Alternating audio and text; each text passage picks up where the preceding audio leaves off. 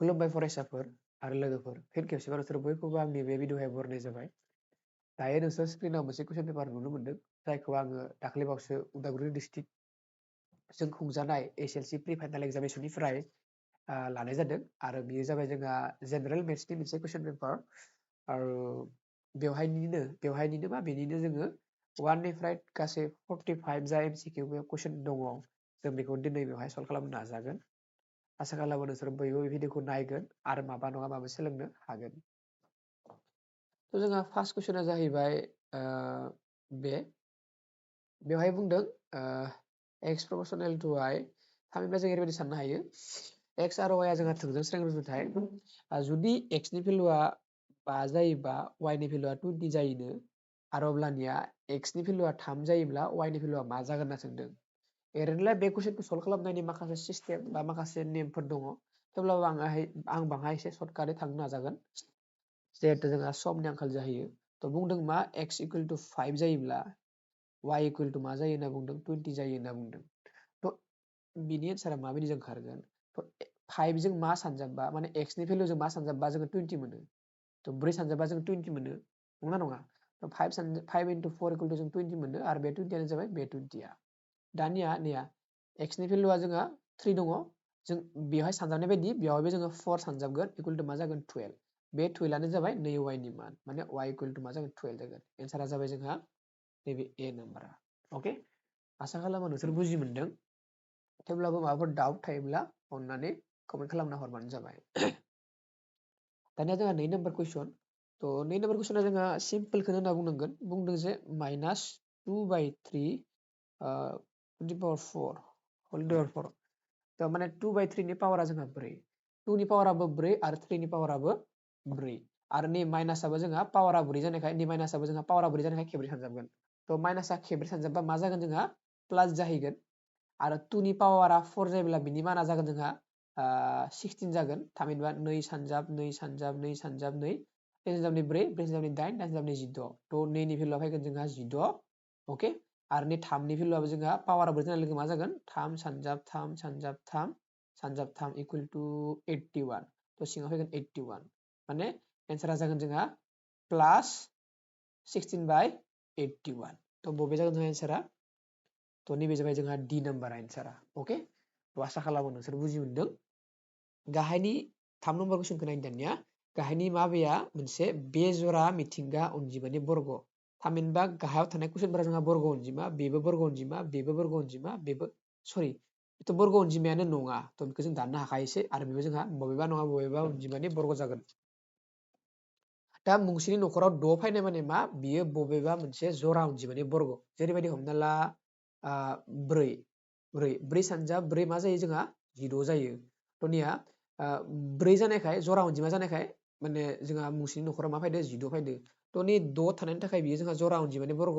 आरो नैहाबो जोंहा जरा दङ माने 6 दङ थ' बेबो जोंहा जरा अनजिमानि बर्ग बेखायनो एन्सारा जागोन जोंहा बियो 169 आरो नोंसोरो जुदि गोसोआव दङबा 169 जाबाय 13नि बर्ग बेखायनो राइट एन्सारा जाबाय जोंहा बि। आसा खालामो नोंसोरो बुजि मोनदों। नेक्स्ट जोंहा मा सोंदों 4 नाम्बार कुइसनाव आदसा बिनि जोंहा मा सुंथाब महरखौ सोंदों थ' नैयाव दशमिका दोङो बे दशमिका नैयाव फैगोन माने 6 आरो 4 नि गेजेराव फैगोन। आदसा 6 आरो 4 नि गेजेराव दशमिक महा दोङो बेयावबो दोङो 6 4 बेयावथ' गैयानो थ' बेयावबो 6 4 आव दङ बेयावबो 6 4 आव दङ। आदसा बबे एन्सारा जागोन दानिया जेब्ला जोङो दशमिकखौ लांगोन बिथिं लांगोन अब्लानिया जों साननांगोन मोनसे मोननै मोनथाम मोनब्रै मोनबा मोनबानि उनाव फैगोन नालाय दशमिका थ' मा जागोन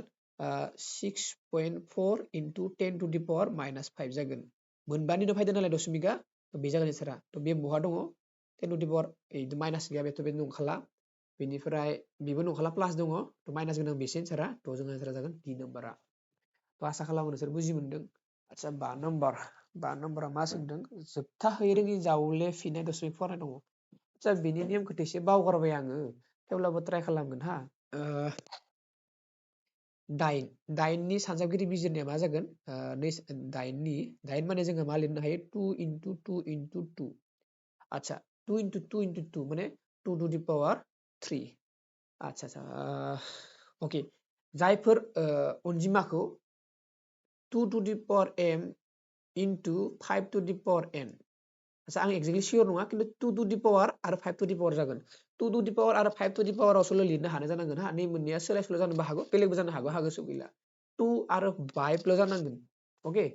सानजाबगिरि बेबायदि माने रोदा सानजाबगिरि बिजिरनाया अके थ' जोंहा बिदि जायोब्ला 2 to the power into 5 to the power बिदि जुदि जायोब्ला बे जागोन जोंहा जावलेफिननाय जोबथाहैनाय जागोन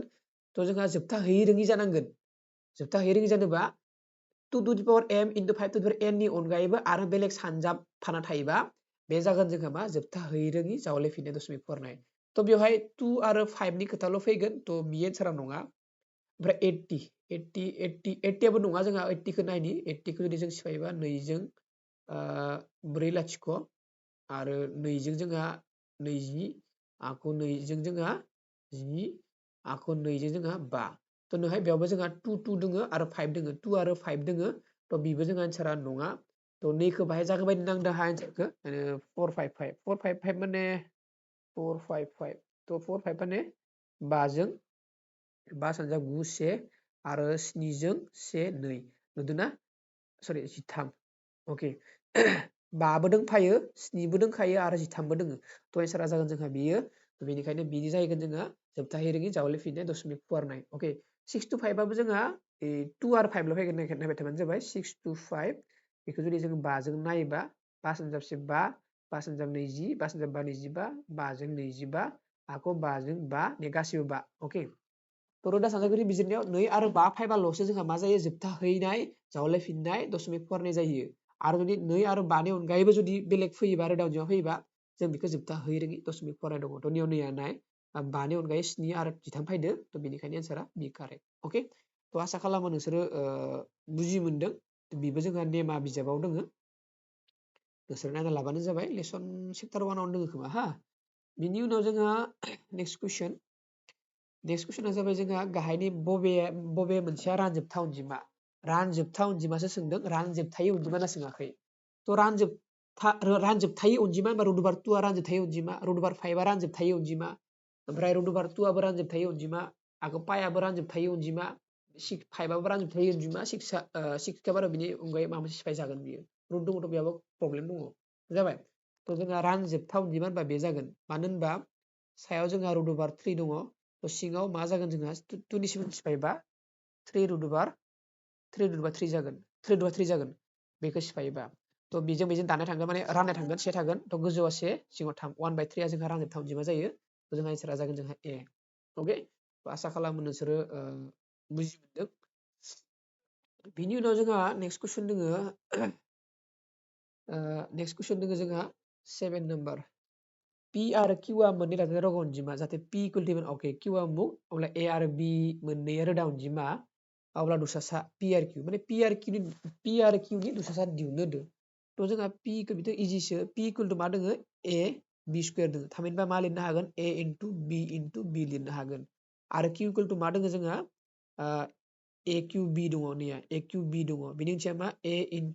इन्टु बि दङ थ' जोंहा सरि आरो मोनसे ए खालामबावनांगोन आरो मोनसे a into B A Q बि नालाय थ' जेब्ला जोङो दुसासा दिहुनो बिदि खालामनानै थ' बिदि जोंहा बिदि मोननैनि गेजेराव मोनसेल' लिरो सानजाब बिदिनो नैया बि मोननै दोङो बिनि मोनसे दोङो थ' मोनसेल' बि लागोन जोङो बाखि मोनथामखौ सानजाबनो हागोन बेखौबो सानजाबनो हागोन बेखौ सानजाबनो हागोन थ' ए मोननै दङ मोनसे ए सानजाबबाय आरो मोनसे बि दङ इन्टु बि सानजाबजोबनोसै मा मोनगोन जोङो a into A equal two A Q B into B square थ' बेनो जाबाय जोंहा दुसासाया थ' बे जागोन जोंहा एन्सारा ए अके थ' आसा खालामो नोंसोरो बुजि मोनदों बिनि उनाव जोंहा 9 अके 9 बेबो जोंहा गोरलैयानो जों बाङाय गोरलै मेथड नायबाथाय आरो गोरलैसिनानो सानबाथाय थ' निखौ जुदि जोङो मोनसे जौगानाय सोमोन्थायाव लिरोबा एकदमबारे एक्जेक्टलि एक्स स्कुवेर माइनास प्लास 0x माइनास 3 बिदि लिरनो हायो जोङो थ' लाथिख' मोननैनि सानजाब गासै मोननै लाथिख'खौ जों आलफा आरो बिटा हमना लानाय जागोन आलफा इन्टु बिटा इजुगेल टु मा मोन्दोंमोन c/a मोन्दोंमोन थ' c नि माना नैया -3 आरो a नि भेलुआ नैया 1 थ' 1 सरि नैबे 3 हा -3/1 3/1 खौथ' जों लिरबाय थाया थ' -3 आ जागोन एन्सारा नैबे जाबाय जोंहा राइट एन्सारा अके बेनि अनगायैबो जों ओरैबो सानना लानो हायो बेखौ ओरैबो साननो हायो जिहेतु x square minus 3 equal to जों 0 लिरनो हायो थ' x स्क्वायर इकुवेल टु जों 3 हमना लानो हायो थ' x इकुवेल टु मा जागोन प्लास माइनास रुट ओभार 3 जागोन माने x नि भेलुआ प्लास रुट ओभार 3 आरो minus root over 3 plus root over 3 into minus root over 3 मा जागोन plus minus minus root over 3 into 3 3 थ' एन्सारा जोंहा नैबे हा थ' बिदिबो खालामनो हागोन बिदिबो खालामनो हागोन थ' बिनिफ्राय जोंहा 9 नाम्बाराव जोंहा मा दङ जुदि k x स्क्वायर प्लास 3x प्लास k मोनसे लाथिख' 2 जायो अब्ला k नि माना मा जागोन अके बाङाय कमप्लिकेटेड टाइपनि अंक नांदों आदसा रोदा लाथिख'खौनो नांदों अके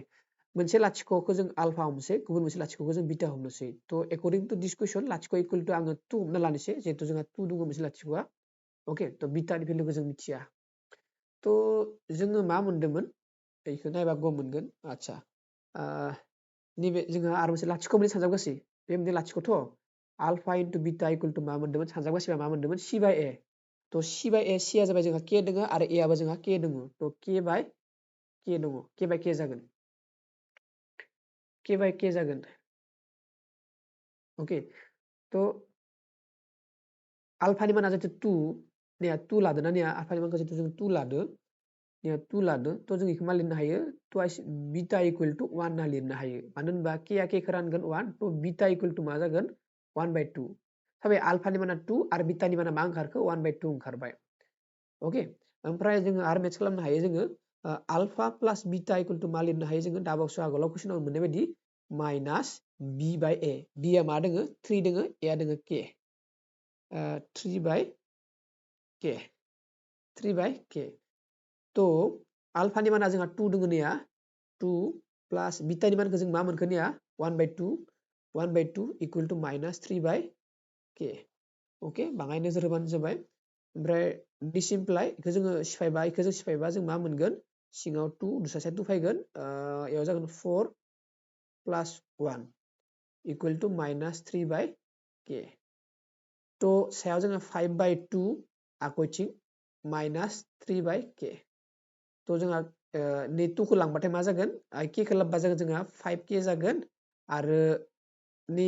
2 खौ लांबाथाय माइनास 6 जागोन थ' k इकुवेल टु माइनास 6/5 जागोन थ' k नि माना मा जागोन माइनास 6/5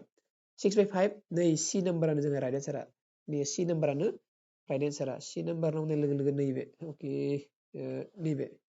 नैबेनो जोंहा राइट एन्सारा c माइनास 6/5 माइनास 6/5 अके आसा खालामो नोंसोर बुजि मोनदों जुदि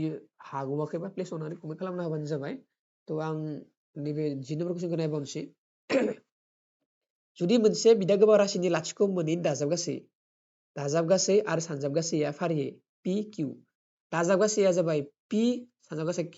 माने alpha plus beta equal to जोंहा p आरो alpha into beta equal to जोंहा q दा जोंहा जौगानाय समानथाया माबायदि जायोमोन x square minus alpha plus beta x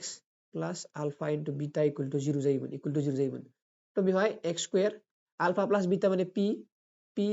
x plus q equal to 0 अके थ' जोंहा बेनि जागोन समानथाया x square minus px plus q बबे जागोन जोंहा x स्क्वायर नै d नाम्बारा x square minus px plus q equal to 0 अके थ' आसा खालामो नोंसोरो बुजि मोनदों बेनिफ्राय जोंहा 11 नाम्बार कुइसना जाहैबाय जोंहा मा होनदों आदसा बे मोनसे समानथाय बा से आरो 2 मोननैबो खोरजानाय आदसा खोरजानाय होनना बुंनायबा जोंहा मा जानांगोन दानस'लायनाय जानांगोन आदसा नायनि a1 बाय a2 माने मा जागोन a1 बाय a2 मा जागोन जोंहा 3 बाय नै मोनसेयाव a1 बाय 2 3 बाय 2 जागोन आरो b1 बाय b2 मा जागोन बेवहाय 2 बाय 3 जागोन थ' a1 बाय a2 b1 बाय b2 समान नङा माने a1 बाय a2 समान नङा माजों b1 बाय b2 जों समान नङा थ' बे मोनसे खोरजानाय ओमफ्राय 2 नम्बरखौ नायनि 2 नम्बराव मा दङ नायनि 2 नम्बराव a1 बाय a2 मा जागोन a1 बाय a2 मा जागोन 2 बाय 4 2 by 4 equal to मा जागोन 1 by 2 जागोन b1 by b2 मा जागोन b1 आ जागोन -3 by -6 -3 -6 तो माइनास माइनास जोङो राननाय थांबाय इक्वल टु थागोन जोंहा 1 by 2 तो इयाव मा जाखो जोङो a1 by a2 is equal to b1 by b2 मोनबाय ओके तो समान जाबाय आखौ होमबा जों c1 by c2 खौबो नायगोन तो c1 by c2 आ मा जागोन जोंहा सरि c1 by c2 आ मा जागोन -6 by -8 -6 by -8 माइनास माइनास राननाय थांगोन 6 by 8 जागोन 2 जों 3 2 जों 4 माने 3 by 4 जागोन ओंथिया मा जाखो बेवहाय ओंथिया मा जाखो जुदि जों नायोबा a1 by a2 आ 1 by 2 b1 by b2 आबो जोंहा 1 by 2 नाथाय c1 by c2 आ जोंहा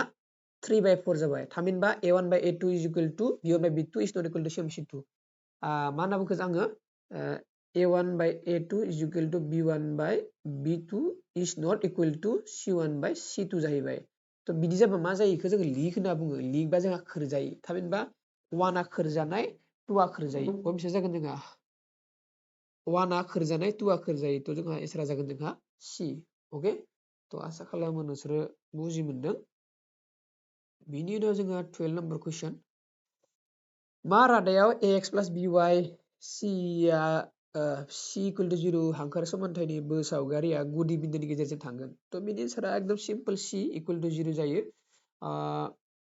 बि मानि थाखाय जायो होनना बुंनाय लोगो लोगो जों जुदि बबेबा मोनसे हांखोआ गुदि बिन्दोनि गेजेरजों थांबाथाय x आरो y नि भेलुआ 0 जायो माने x नि मानाबो 0 जायो y नि मानाबो 0 जायो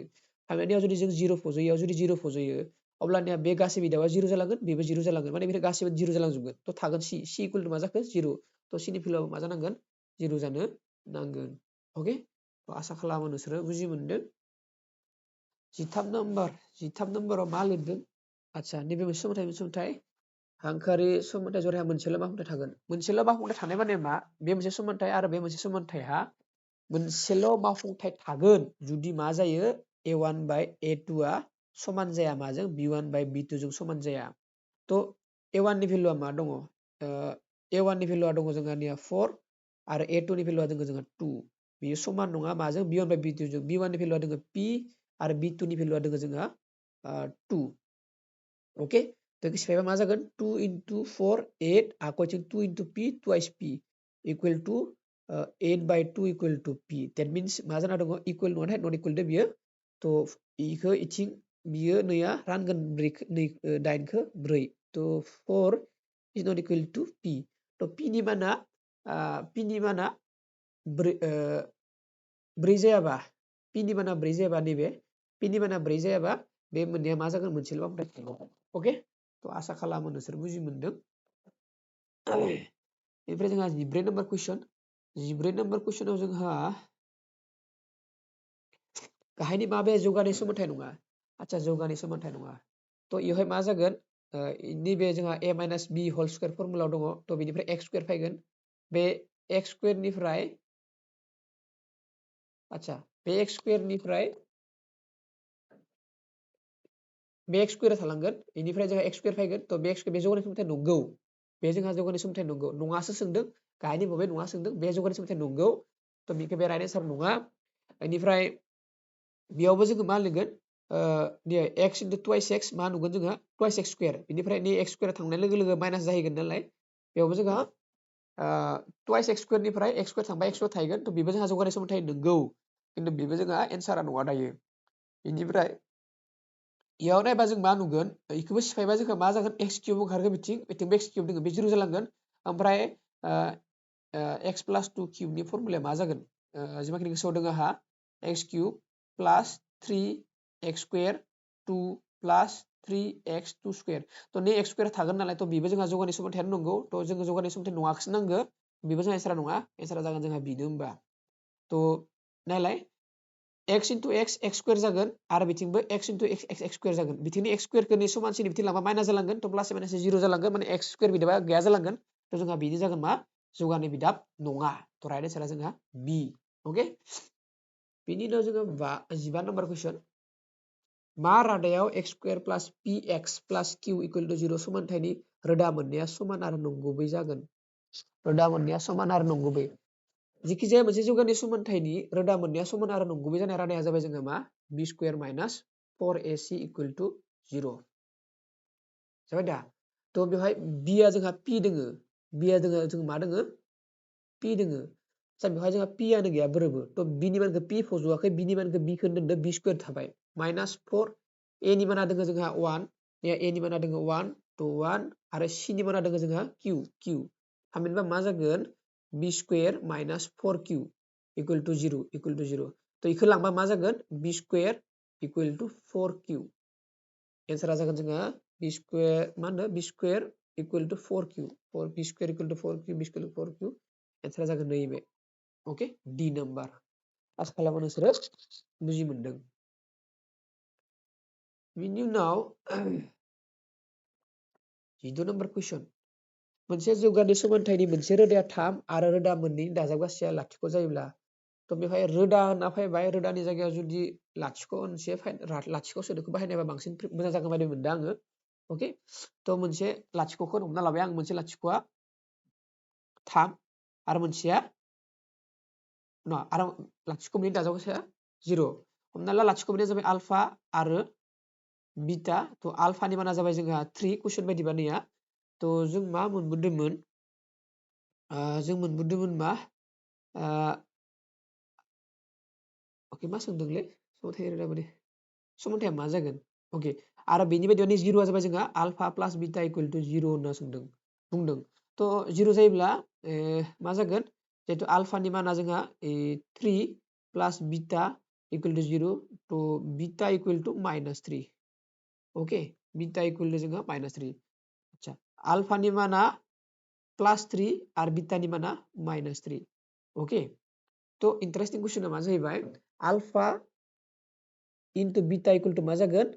3 इन्टु -3 जागोन इक्वल टु -9 जागोन। थ' जोंखौ सोंदों समानथाया जागोन, समानथाया मा जागोन होनना बुंनाय लोगो लोगो मा जागोन समानथाया x square plus alpha plus beta x plus alpha into beta equal to 0। थ' x square alpha plus beta माने निया आलफा प्लास बिटा माने 0, निया 0 दंखायो। थ' प्लास 0x प्लास आलफा इन्टु बिटा माने -9 इक्वल टु 0। ओके थ' x स्क्वायर थ' नै बिदाबा जोंहा गैया जालांसिगोन, नै मोननैया प्लास माइनास जागोन -9 इक्वल टु 0 जागोन। थ' बहा दङ x स्क्वायर -9 इक्वल टु 0, जोंहा ए आनो जोंहा राइट एन्सारा। ओके थ' आसा खालामो नोंसोर बुजि मोनदों। भिडिअखौ प्ले पज बा रिवाइन्ड खालामना नायबानो जाबाय जुदि बुजि मोनाखैबा। बेनि उनाव जोङो नेक्स्ट कुइसना जाबाय 7 नाम्बार। 1 मिनिट आं बाहाय खोमोरना लानि। नेक्स्ट कुइसना जोंहा 7 नाम्बार। अके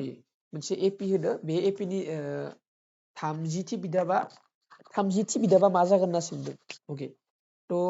बेवहाय एपिआ simple a1 equal to a equal to बेसेबां दं, a1 equal to a equal to थ' नैबे जोंहा जाबाय 10 बिनि एन्सारा। आखौ जोंहा a2 आ जाबाय जोंहा 7 थ' d आ जागोन जोंहा 7 minus 10 equal to -3। Okay d आ जाबाय जोंहा -3। बिनिफ्राय मा दिहुननो होदो जोंखौ a30 दिहुननो होदो। थ' जों मिथिगौ मा मिथिगौ, जिहेतु an equal to a plus n minus 1 into d। थ' a30 इक्वल टु मा जागोन a नि माना मा होनना बुंदों जोंहा, a नि माना 10 प्लास n नि माना 30 माइनास 1 आरो d नि माना जोंहा -3। Okay -3 this imply a30 equal to 10 plus 30 minus 1 29 into -3। a30 equal to 10 plus सानजाबा मा जागोन,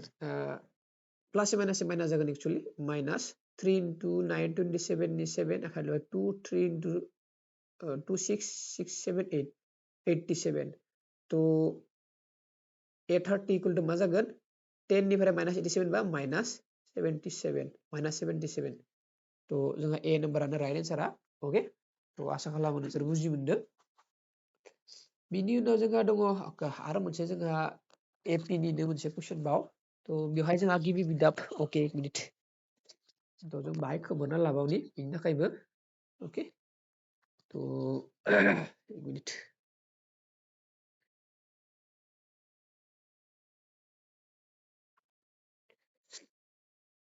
आच्छा A1 equal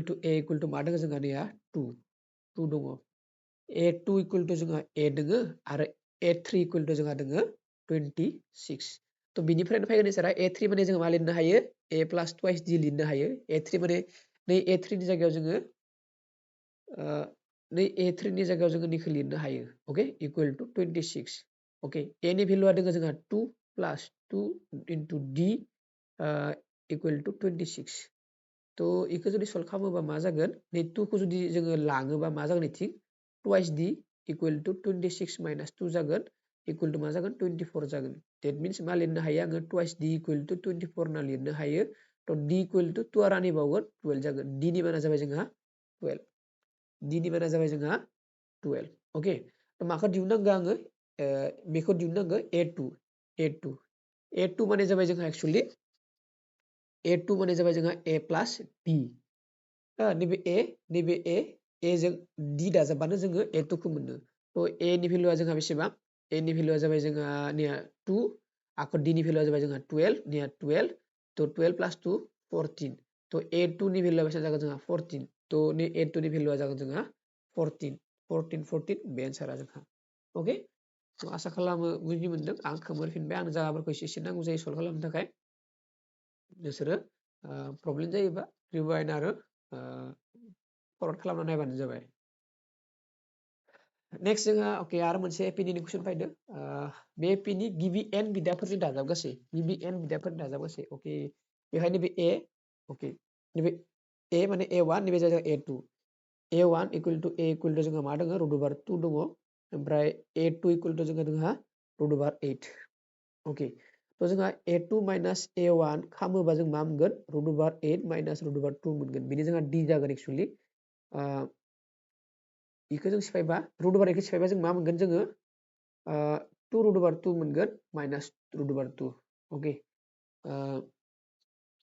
बिखौ सिफायबा जों बिखौ मोनदों तो बिनिफ्राय माइनास रुट ओभार 2 मोननै रुट ओभार 2 निफ्राय मोनसे रुट ओभार 2 थांबाथाय मा थागोन रुट ओभार 2 बेसे थागोन आरो बे जाबाय जोंहा D जागोन A2 minus A1 जोंहा D जाहैयो ओके तो निया A आरो D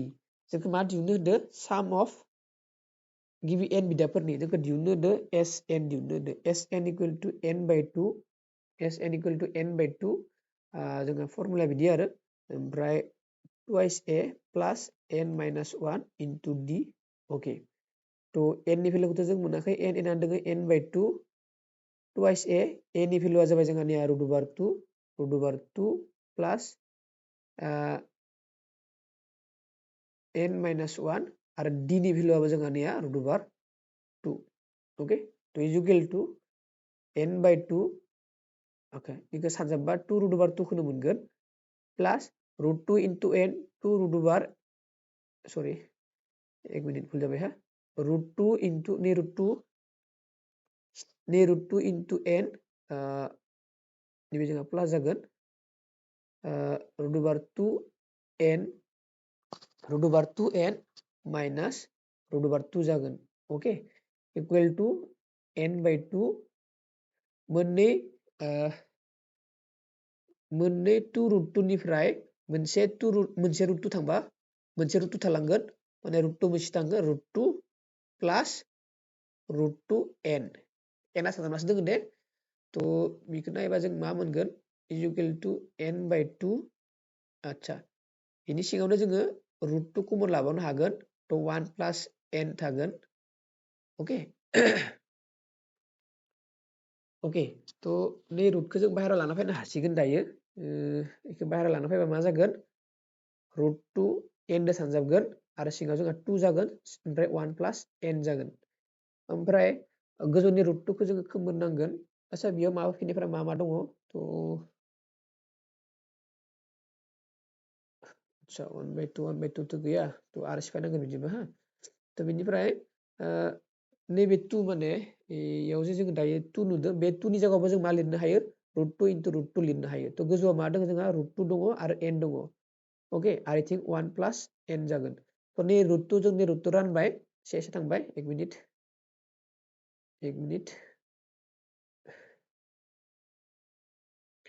तो थाखो जोङो मा n by रुट 2 माने 1 by रुट ओभार 2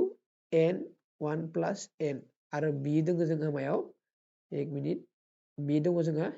नैबे d नाम्बारा ओके थ' बाङाय कमप्लिकेट एसे गोरा होदो थ' d नाम्बारा बिनि राइट एन्सार आसा खालामो नोंसोरो बुजि मोनदों बिनि उनाव जोंहा नेक्स्ट कुइसन दङ जोंहा मा ओके बेबो जोंहा बाहाय गोलाव कुइसनानो थ' बिनि थाखाय आं खोमोरनि बिनि थाखाय आंनो नांगौ जागोन एसे गगा मोनबाय थादों आंहा थेवब्लाबो आं सल्भ खालामनो नाजागोन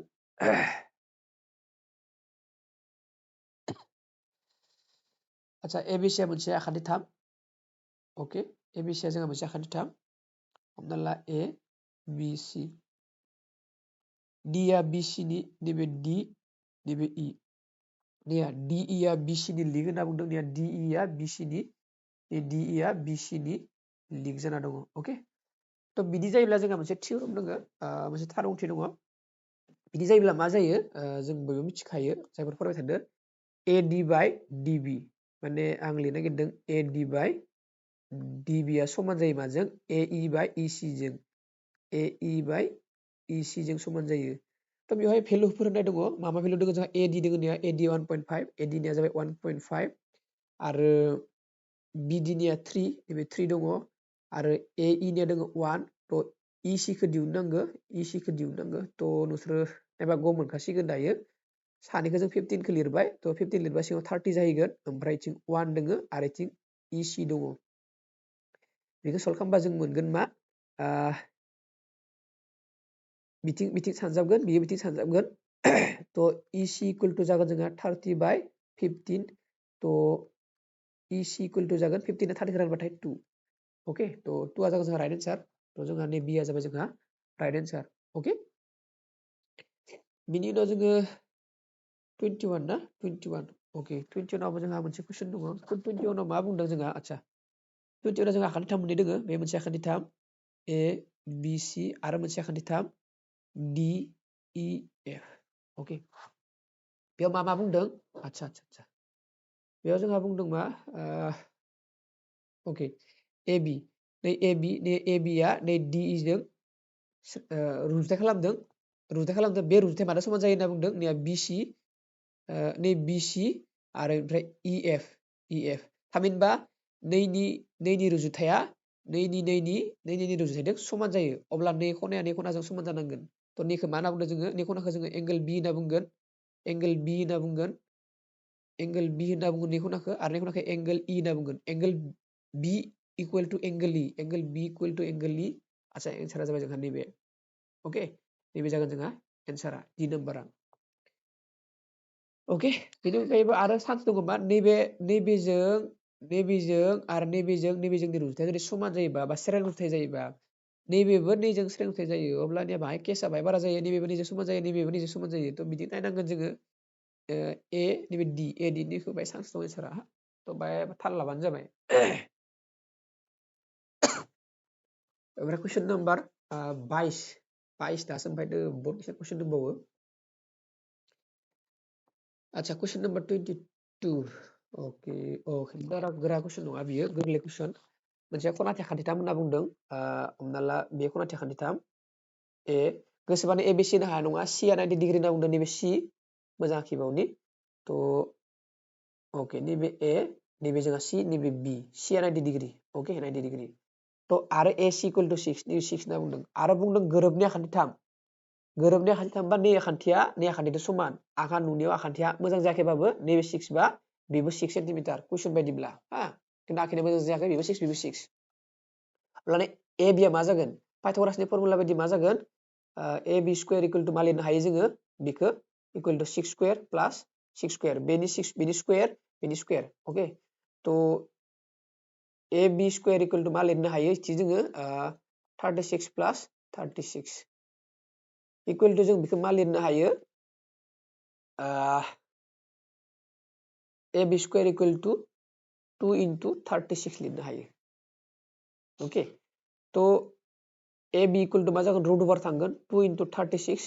बेनिखाय AB नि 36 आ बाहेराव फैगोन माने हमना ला रुट ओभार बायना फैगोन बाहेराव 6 जागोन सिगां 2 माने एन्सारा जागोन AB आ जागोन 6 रुट ओभार 2 AB खौ दिहुननो होदो 6 रुट ओभार 2 नैबे जागोन जोंहा एन्सारा 6 root over 2 B नम्बरा जोंहा राइट आन्सार ओके थ' आसा खालामो नोंसोरो बुजि मोनदों थ' दानिया जोंहा कुइसन नाम्बार 3 आव जोंहा आच्छा नै बिन्दोखौ मा होनना बुंदों x गुदि हांखोनिफ्राय होनना बुंदों हमना ला नैबे जोंहा कार्टेसियान समान्थालाया थ' नैबे जोंहा x आरो नैबे x देश नैबे y देश थ' x नि भेलुआ प्लास प्लास बायसि थांगोन 1 2 3 x नि भेलुआ 3 1 2 3 नियाव दङ 3 नि बे आरो y नि भेलुआ -2 मोनसे मोननै थ' इयाव दङ बिन्दोआ थ' बे बिन्दोआ x निफ्राय बेसेबां गोजानाव दङ थ' बिनिफ्राय 1 2 माने -1/2 -1 2 जानथायखौथ' जोङो -2 होनना बुंनो हाया 2 होनना बुंगोन थ' एन्सारा जागोन जोंहा C नाम्बारा एन्सारा जागोन जोंहा C आ अके थ' आसा खालामो नोंसोर बयबो बुजि मोनदों बिनि उनाव जोंहा दङ कुइसन नाम्बार 24 कुइसन नाम्बार 24 आ जोंहा बे मोननै बिन्दोनि गेजेरनि जानथाय बे मोनसे बिन्दोनि गेजेरनि जानथायनि फर्मुलाया जोंहा मामोन रुट अभार x2 - x1 x2 आ जोंहा -a आरो -a जागोन -a whole square x2 - x1 नैबे x2 नैबे x1 थ' x2 - x1 थ' -a जागोन होल स्क्वायर प्लास y2 - y1 y2 आ जोंहा -b आरो -b जाहैगोन -b होल स्क्वायर थ' root over -a -twice a whole square plus -b -twice b whole square बेखौ सिफायबा जोंहा रुट अभार -twice a मोनोबा 4a स्क्वायर प्लास 4b स्क्वायर थ' 4 कमन थागोन a square plus b square थ' 4 नि बरगरदा दोङो सरि आं डिसिमप्लाय होदो इकुवेल टु जागोन 2 आ बाहेराव फैगोन सिङाव थागोन जोंहा a square plus b square बेखौ सिफायनो हाया 2a square plus b square जोंहा a नाम्बारानो जोंहा राइट एन्सारा अके थ' बिनिफ्राय कुइसन नाम्बार 25 कुइसन नाम्बार 25 आच्छा बे मोनथाम बिन्दो होदों बे मोनथाम बिन्दोआ दोंसे हांखोआवनो थायो कलिनियार अके कलिनियार जायो आच्छा मोनथाम बिन्दोआव थायोब्ला मा जायो अब्ला जोंखौ a आरो b खौ दिहुननो होदो a आरो b नि मोनसे कन्डिसन होदो जेब्ला मोनथाम बिन्दोआ मोनसे हांखोआवनो थायो अब्ला बिसोरनि आखान्थि 3नि दब्लायथिनि फर्मुलाया लाथिख' जायो बिसोरनि आखान्थि 3 ओरैनो बिन्दो मोनथामखौ दाजाबबा जों आखान्थि 3 मोनो थ' बिसोरनि दब्लायथिखौ जों दिहुननो हायो दा बियो जुदि मोनसे लाइनावनो थायोबा आखान्थि 3आनो गैला अब्लानिया बिसोरनि आखान्थि 3 दब्लायथिया मा जायो 0 जायो थ' आखान्थि 3नि फर्मुलाखौ बहायनि 1/2 बे x1 बे y1 बे x2 बे y2 बे x3 बे y3 1/2 जोंहा फर्मुलाया मामोन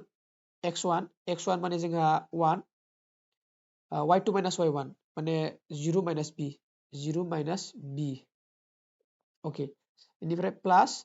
x2 माने जोंहा 0 थ' 0 दो सानजाबबा जि सानजागोन बेयो जोंहा मा जालांगोन 0 आनो जागोन अके प्लास ओमफ्राय x3 नि भेलुआ जोंहा मा दङ a दङ x3 माने मामोन अके x3 नि भेलुआ जोंहा अके y2 - y1 y1 minus y2 minus y3 minus y1 minus y2 माने याव जागोन जोंहा 2 minus 0 जागोन ओके थ' आं बाय सर्टकाट खालामबाय नालाय बेनिखायनो बाय भेजालबो नांबाय 1/2 माइनास b जागोन आरो इथिं प्लास ट्वाइस a जागोन ओके आखौ बे इकुवेल टु 0 जागोन नालाय बे इकुवेल टु 0 जागोन थ' नि 2 खौ एगार हरबा बेयो इकुवेल टु 0 जाखासिगोन बे 2 खौ एगार हरबाथाय इकुवेल टु 0 जागोन माने minus b plus twice a equal to 0 जागोन that means माइनास b खौ हरबा twice a equal to b जागोन twice a equal to b नैबेनो जोंहा c नाम्बारा राइट एन्सार ओके जोंहा c नाम्बारानो राइट एन्सारा ओके ओके थ' बाङाय इयाव प्रब्लेम जानाय बायदि नांदों थेवब्लाबो नोंसोर बाहाय केयार खालामबानो जाबाय थ' बिनिफ्राय एन्सार ओंखारगोन अके बिनि उनाव जोंहा मा दङ 26 नाम्बार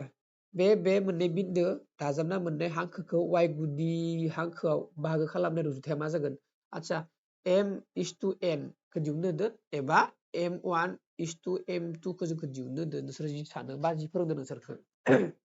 मायाव गुदि हांखोआ y गुदि हांखोआ y गुदियाव थानाय मोनसे बिन्दोआ मा खम जायो 0, सरि 0,y जायो y हांखोआव थानाय बिन्दोआ 0,y जायो माने x नि भेलुआ 0 थायो y नि भेलुआ सोलायलांबाय थायो थ' नैबे मोनसे बिन्दो नैबे मोनसे बिन्दो नैबे मोनसे बिन्दोआ जोंहा मा -2,0 नैबे आरो मोनसेया जाबाय 4,0 4,0 थ' बिसोरनि गेजेराव मोनसे बिन्दो दोङो y हांखो हमना ला बे y हांखोआव थानाय मोनसे बिन्दो थ' 0,y थ' नैबे जाबाय जोंहा 0,y थ' 0 = नै 0 मानो समान जायो m1 x2 प्लास m2 x1 बाय m1 प्लस m2 जों समान जायो थ' नेखिनाखौ इथिं लाना फैबा जोंहा लाथिख'नो सानजाबगोन थ' 0 जालांगोन थ' जों मा लिरनो हायो 0 = m1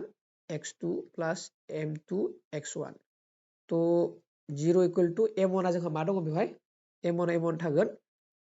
x2 आ मा दङ जोंहा बेवहाय x2 आ दङ 4 थ' 4 आरो m2 आ थागोन x1 आ जाबाय जोंहा -2 अके थ' 0 = 4m1 -2 m2 जागोन थ' बोरैबा जों मा मोनगोन होनना बुंनो हायो बेखौ एगार हरबाय बिथिं थ' 2m2 = 4m1 थ' बेखौ जुदि सिफायोबा जोंहा मा जागोन m1 बाय m2 जुदि खालामो m1 निया 4 आरो m2 निया जोंहा 2 थ' बेखौ दानबाथाय 1/2 = 1:2 जागोन 1:2 एन्सार मा दङ जोंहा नैया D नाम्बारा अके थ' 26 नि राइट एन्सारा जाबाय जोंहा D नाम्बार अके आसा खालामो नोंसोरो बुजि मोनदों आं खोन्थानोसै बिदिनो अंकफोरखौ जों खालामनाय जायो आरो नोंसोरो अनबाय थायोब्ला आं बिदि भिडिअ लाबोबाय थागोन मानसिफोरा भिडिअखौ नाया नालाय थ' बेनिखाय बारा एगारनाय जाया आसा खालामो नोंसोर जुदि मोजां मोनदोंबा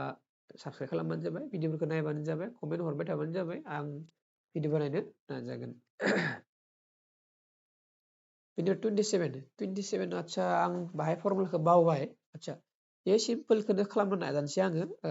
एन्सार आं गोरोन्थि जानो हागौ हाबाय हा बेखौ नायग्रो थ' बेयावबो 9 दङ बेयावबो 9 दङ थ' 9 खौबो लानो हायो sec square 61 minus 10 square 61 जागोन थ' 9 9नि भेलु दङ मोनसे आं बेनि भेलुखौ 1 जानाय बायदि मोनदों थ' 9 × 1 = 9 आं एन्सारखौ 9 जागोन बायदि मोनदों रंबो जानो हागौ 9नि भेलुआ मा दङ बेखौ एसे नायना लाबानो जाबाय बिनि भेलुआ जुदि -1 जायोबा -9 जागोन हा आरो -9 अपसनाव गैया थ' जोंहा राइट एन्सारा जोंहा 9 जागोन बायदि मोनदों आङो अके बिनि उनाव जोंहा कुइसन नाम्बार 28 10 अके 10a = 3/4 बे खनाथि आखान्थि 3 हमना ला ए खौ आं इथिं लाना फैनोसै हा ए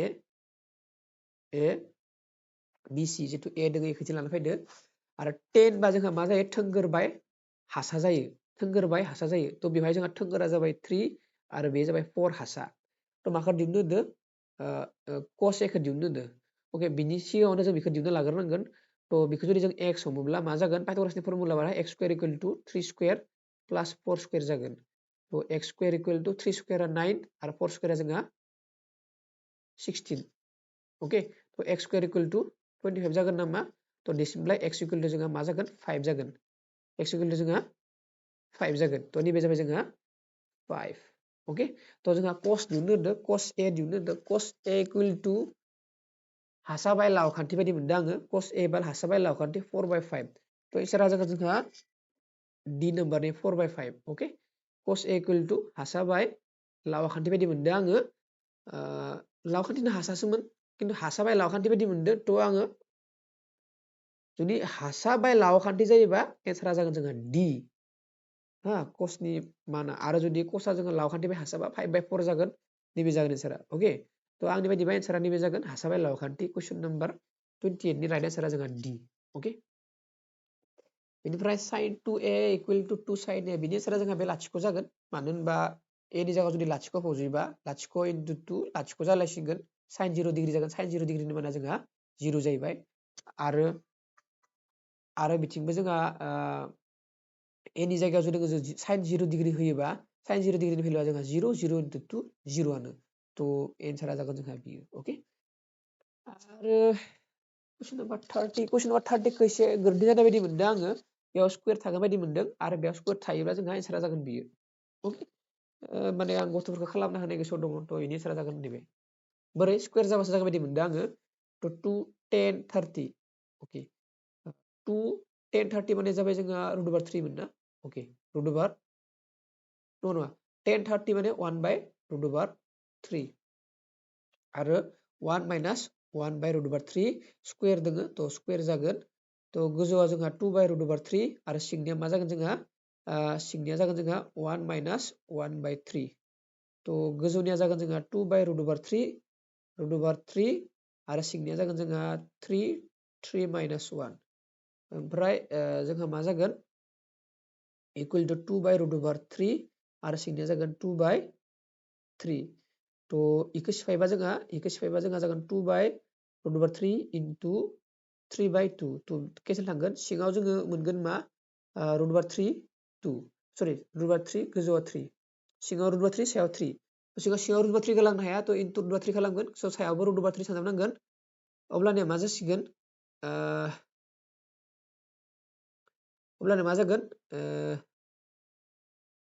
अब्लानिया मा जागोन जोंहा सिंनिया 3 जालांगोन सायाव 3 इनटु रुट ओभार 3 जालांगोन बे 3 2 3 केन्सेल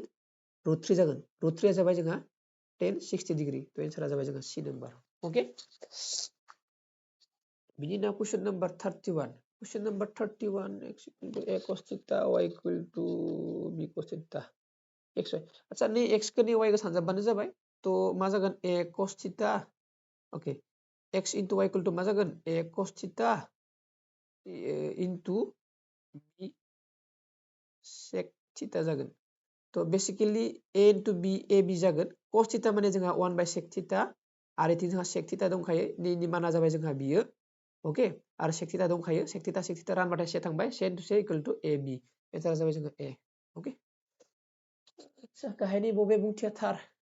गासै बेंखनफ्रा गोरोबलि खोन्थान जोंहा बि नाम्बारा राइट एन्सार बियो कुइसन 6.6 चेप्टाराव दङ नायबानो जाबाय आच्छा बे कुइसन नाम्बार 33 आ बेंखननि कुइसन कुइसन नाम्बार 33 आ बेंखननि कुइसन ओके बेखौ सल्भ खालामनो बाहाय ना 5 सेन्टिमिटार सखावनि बेंखननि पि बिन्दुआव बोनाय नांजाबनाय हांखो अ पि किउ आच्छा बेयो जोंहा बेंखन ओके बेनि सखावा बेसेबां 5 सेन्टिमिटार नांजाबनाय हांखो मोनसे बोनि नांजाबनाय हांखो सानफ्रोमबो 90 डिग्री जायो हा नांजाबनाय हांखो सानफ्रोमबो 90 डिग्री ओमफ्राय निखौ जों अ बुंबाय ओमफ्राय ओके 5 सेन्टिमिटार सखावनि मोनसे बेंखननि पि बिन्दुआव बोनाय नांजाबनाय हांखोआ बे जुदि पि बे किउ हांखोआ नांजाबनाय हांखो पि किउआ अ बिन्दुनि गेजेरजों थानाय दोंसे हांखो किउ बिन्दु दानस'यो ओके एरै होनना बुंदों हा अ Q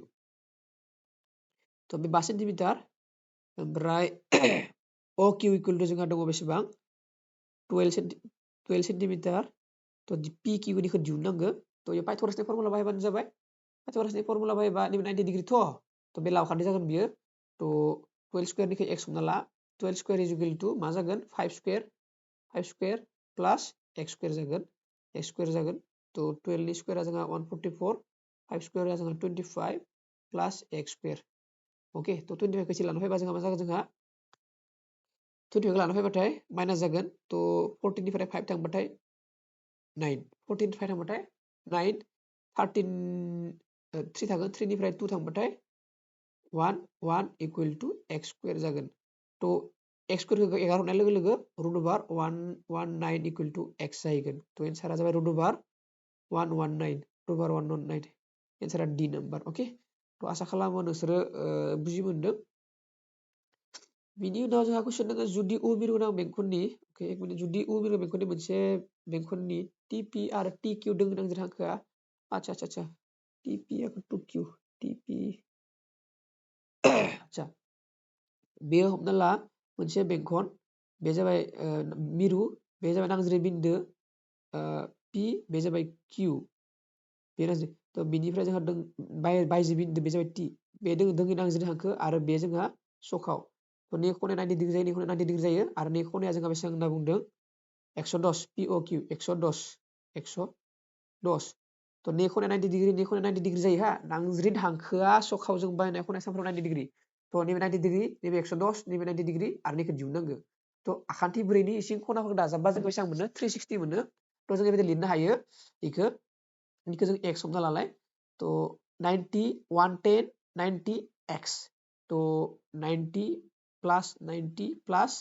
110 plus x equal to 360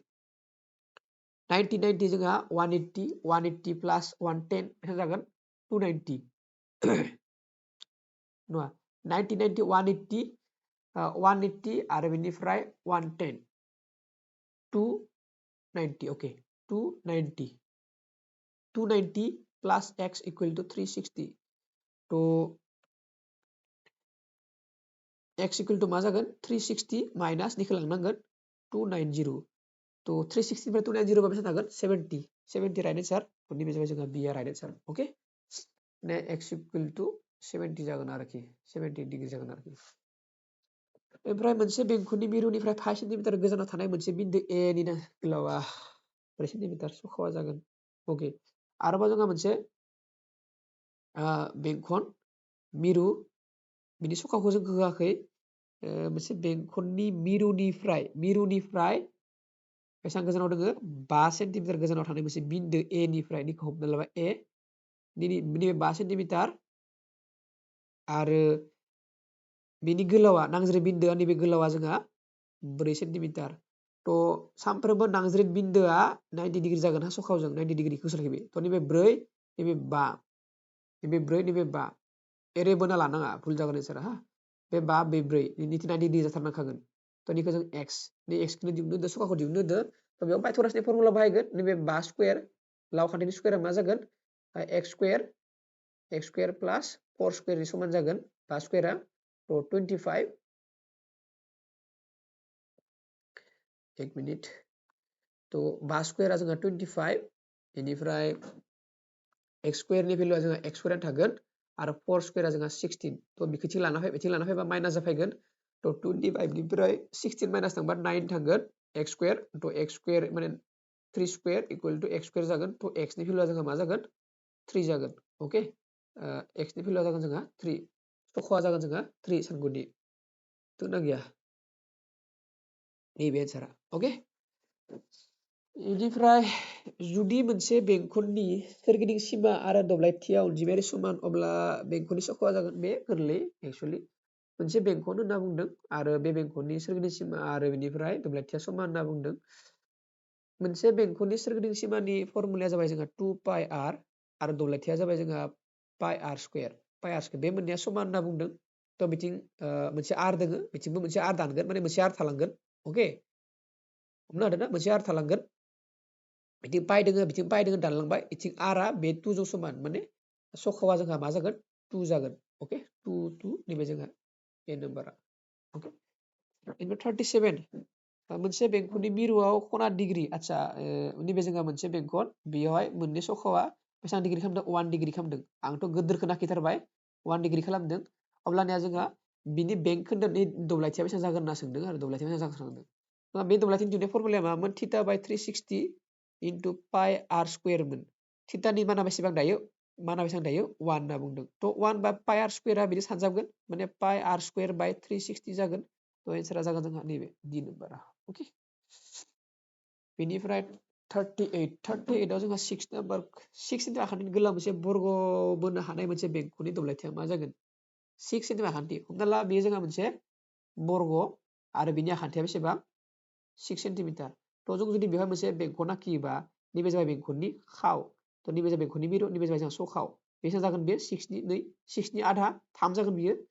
तो बे जागोन जोंहा 3 बे 3 6 सेन्टिमिटार 6 सेन्टिमिटार 6 3 3 6 तो बे जाबाय जोंहा सखाव माने r जाबाय जोंहा 3 मा दिहुननो होदों बेंखननि दब्लायथि तो पाइ r स्क्वायर जायो जोंहा दब्लायथिया तो पाइ r माने 3 माने स्क्वायर इक्वल टू 9 पाइ नैबे जागोन जोंहा एन्सारा ओके ओमफ्राय जोंहा कुइसन नम्बर 39 आव मा बुंदों आङो बाहाय दुलुरनि रोजागासिखौ बावगारबाय एसे एक्चुअली ओके रोजाखासिनि फर्मुलाया जोंहा 4/3 पाइ आर किउब बायदि मोन्दोंमोन इकुवेल टु मा दोङो 288 पाइ दोङो थ' 2 पाइदो केन्सेल थांखाबाय मा थांखो जोंहा 4/3 आर किउब इकुवेल टु 288 जाहैबाय थ' बोरैबा जुदि जों नायोबा 3खै गारहरोबा जोंहा मा जागोन 3खै गारहरोबा 4 आर किउब जागोन जागोन सानजाबबा 3 सानजाब 8 24 नि 4 2 3 सानजाब 24 4 खालाम 2 3 सानजाब 8 24 22 26 थारमाने 2 3 सानजाब 2 6 7 8 864 अके बिनिफ्राय आखौ जोङो 4खै गारहरलोबा 864खौ जोंहा 4आ रानगोन भेलुआ जागोन जोंहा बेसेबां 4 सानजाब 2 8 1 आरो 6 थ' आर किउब इकुवेल टु जों मा मोनबाय 216 216आ जोंहा मानिबा मोनसे घन जागोन आर किउबा 36 आखौ 6 सानजाबा 6 सानजाब 6 36 3 6 सानजाब 19 19 21 216 अके बे जाबाय जोंहा 6 नि घन that means r equal to जोंहा 6 थ' एन्सारा जागोन जोंहा C6 नाम्बार अके आसा खालामो नोंसोर बेखौबो बुजि मोनबाय बेनिफ्राय नेक्स्ट जोंहा कुइसन दोङो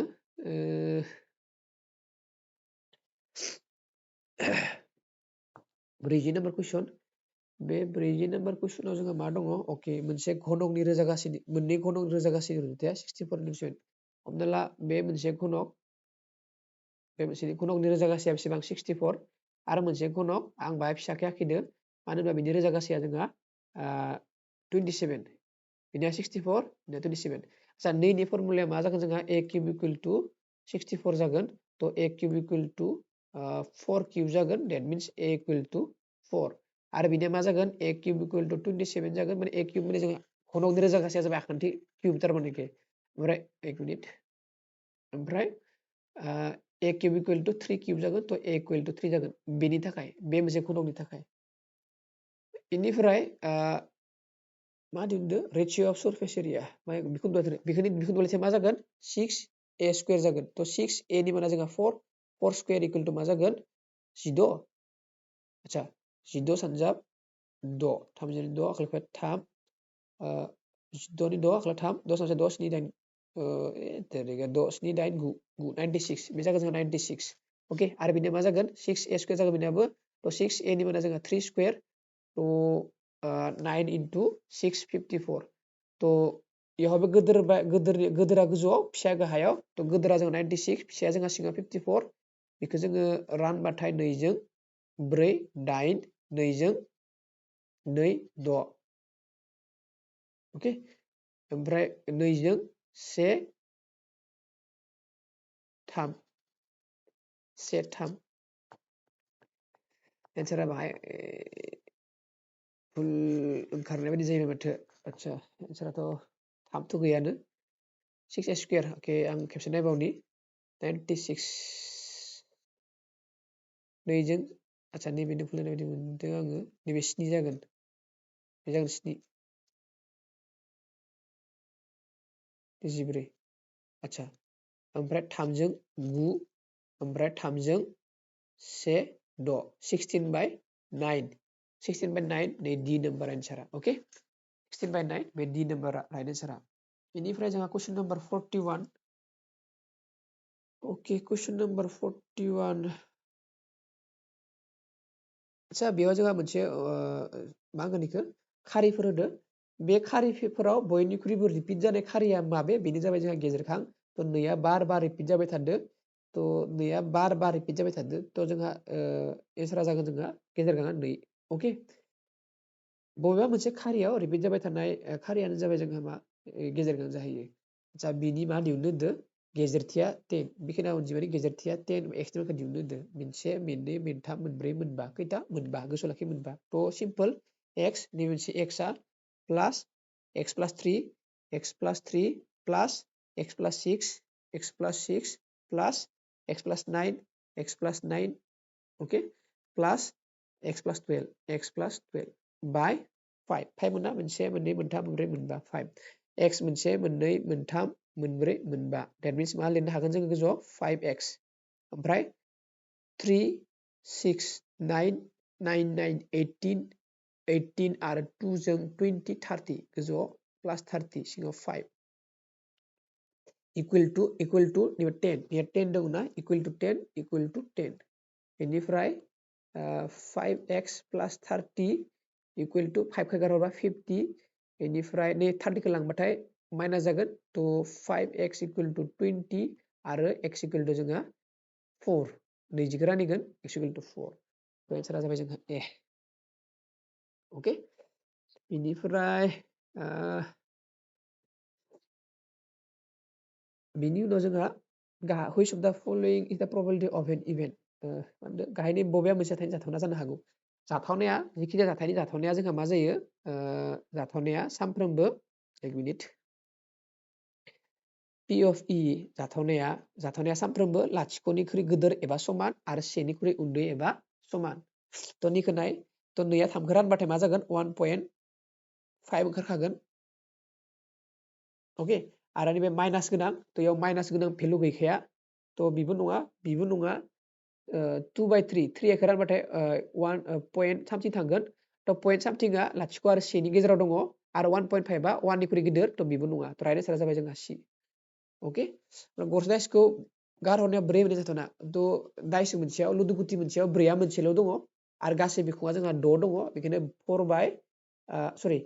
1/6 जागोन 4आ मोनसेल' दङ बेखायनो 1 आरो गासै बिखुङा जोंहा 6था बेखायनो 1/6 एन्सारा जाबाय जोंहा नै डिया एन्सारा जोंहा डिया अके ओमफ्राय कुइसन नम्बर 45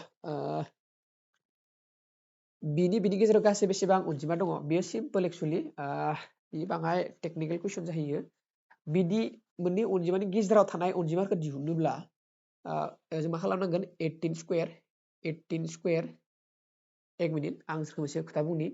1 2 3 4 आरो 5 1 आरो 5 नि गेजेराव खोथा दङ मोनथाम मोनथाम अनजिमा दङ दाना बेखौ मा खालामलाय 5 minus 1 4 जागोन बे 4 निफ्राय आरो माइनास 1 खालामबा मा मोनगोन जोङो 3 थ' एन्सारा 3 नंगौना नङा बेखायनो जों मा खालामगोन थ' 2 नि बर्गआ 18 नि बर्गआ बेसेबां जायो 18 नि बर्गआ जोंहा आं बावगारबाय 64 नि 4 6 8 9 10 11 12 13 14 अके ओमफ्राय इनिफ्राय 8 1 4 12 नि 2 आखायाव 1 3 3 to 4 जाखो 3 to 4 3 to 4 नैबे जाबाय जोंहा 3 to 4 आरो 19 आ बेसेबां जागोन जोंहा 19 into 19 81 नि 1 8 9 17 ओमफ्राय 9 1 2 1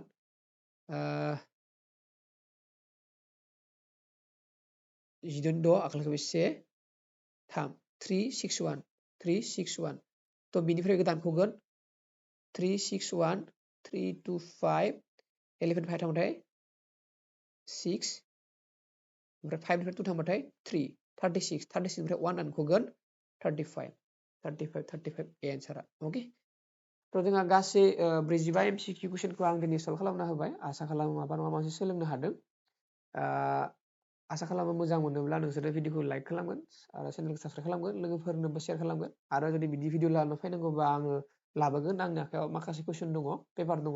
बिदि प्रि फाइनालनि दिनैनि थाखाय एसेनोसै गोजोन्थों बाय बाय